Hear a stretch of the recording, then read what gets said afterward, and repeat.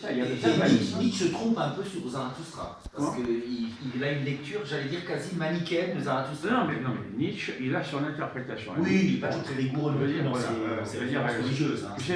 C'est pas un mystique.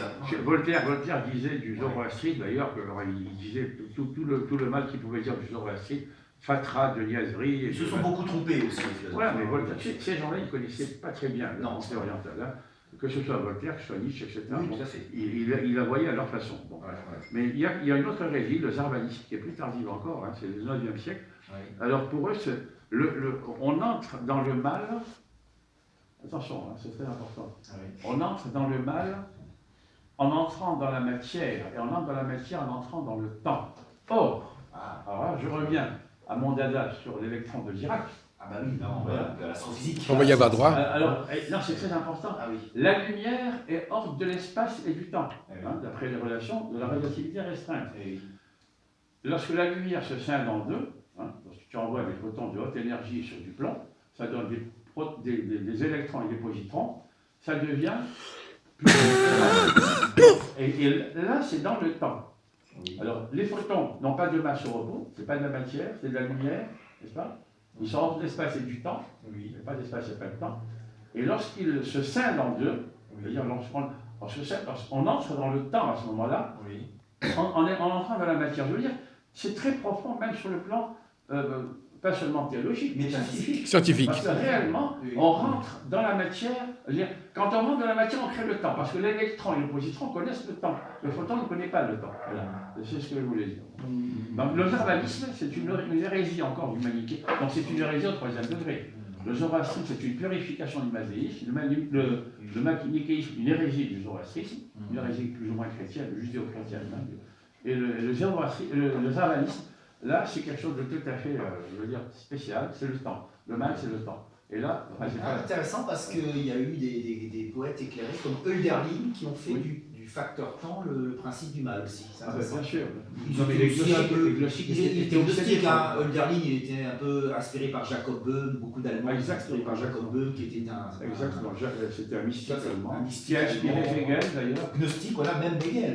C'est ce que je disais au début, l'influence du manichéisme, et à travers ces doctrines un peu plus subtiles, ont touché les grands penseurs allemands, comme Hegel, comme qui pensaient à la nécessité du mal. Tu parlais des doctrines modernes. Bon, les manichéens voulaient, disons, les cathares aussi, voulaient dégager les étincelles de lumière piégées dans la matière ténébreuse. Ils ne voulaient pas se reproduire, c'était pas bien. Non, c'était entrer dans le jeu du Dieu mauvais. Les cathares étaient hostiles au Dieu créateur, au Dieu des Juifs. Bon, ils étaient antisémites, mais ils étaient véritablement hostiles au Dieu créateur de la Bible.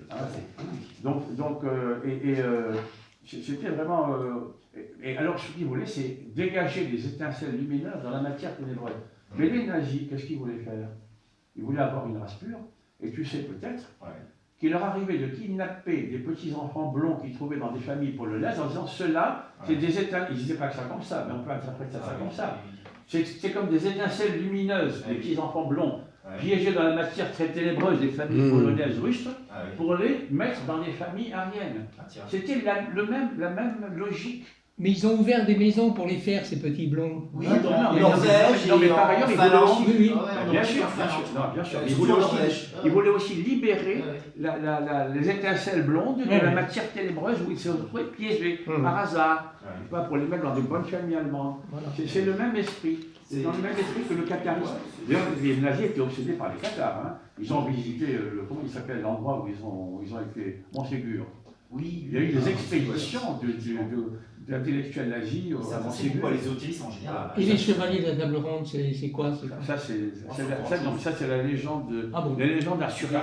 Là, c'est plutôt... C'est des légendes celtiques. Un mélange, là, c'est plutôt un syncrétisme entre christianisme et celtisme. Mais cathare, non? Ah non, non, pas trop de catharisme. Au contraire, de la chevalier de la table ronde, ils aiment bien, c'est des bons vivants, ils boivent bien. Ils aiment assez. Chevalier de la table ronde. La table était ronde, c'est pourquoi? Que le vin est bon. Oui, il n'y a pas de chef. Dans une table ronde, le chef est non, ça c'est Vous avez des choses à dire ou pas? Vous avez des choses à dire? Pour une égalité, une Ah non. fraternité. J'écoute, c'est intéressant. Moi, j'ai pas trop à dire. Je voudrais intervenir parce qu'Yves n'a rien à dire apparemment. Ah bah oui, alors on se calme, on peut le dire, on prend la parole.